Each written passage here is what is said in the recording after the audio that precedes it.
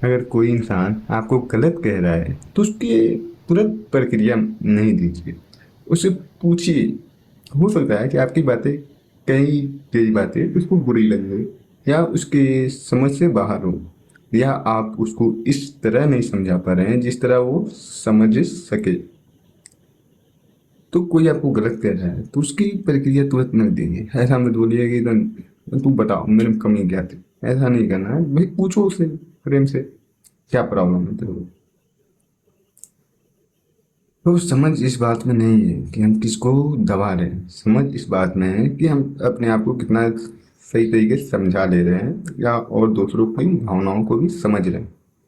Problem ये नहीं कि दूसरा हमें समझ रहा है कि नहीं, प्रॉब्लम ये है कि हम दूसरे किसी को समझ रहे हैं कि नहीं। दूसरा व्यक्ति को जब हम ही नहीं समझेंगे तो दूसरे किसी से उम्मीद क्यों लगाएंगे भाई। सिंपल बात है।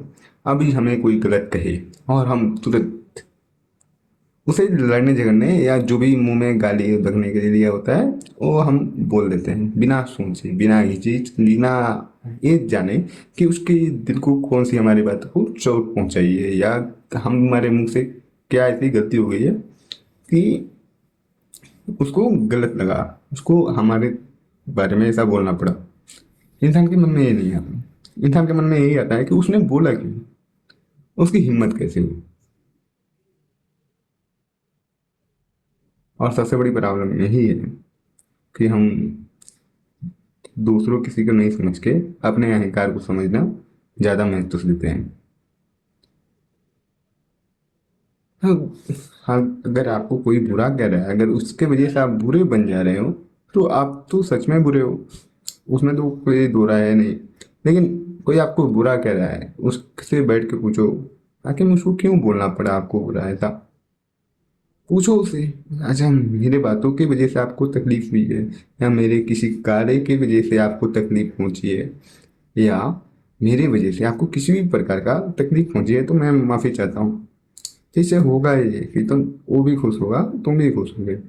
लेकिन तुम ये बोलो तुम्हारी हिम्मत कैसे हुई, कैसे बोल दिया तुम।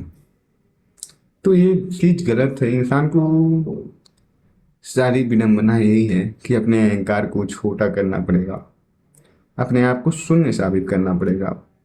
तब एक इंसान आनंद में ही जी सकता है, इसके अलावा उसके पास दूसरा कोई चारा नहीं है कि वो कभी सुख में जीवन अपना व्यतीत कर ले।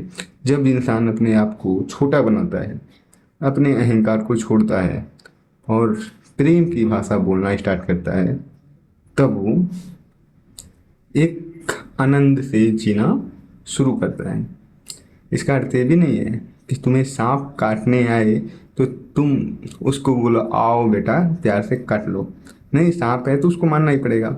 इसी तरह कभी कभी जो इंसान होते हैं उनको समझाने से, उनके लिए तुम कुछ भी कर लो तो तुम्हारी बातों को नहीं समझेंगे। ऐसे इंसानों के लिए नहीं बोल रहा हूँ, लेकिन जो अच्छे इंसान हैं, जो आपके बातों को समझ ले रहे हैं, आपकी भावनाओं को समझ ले रहे हैं, उन सब के लिए इससे रहना जरूरी है। ठीक है।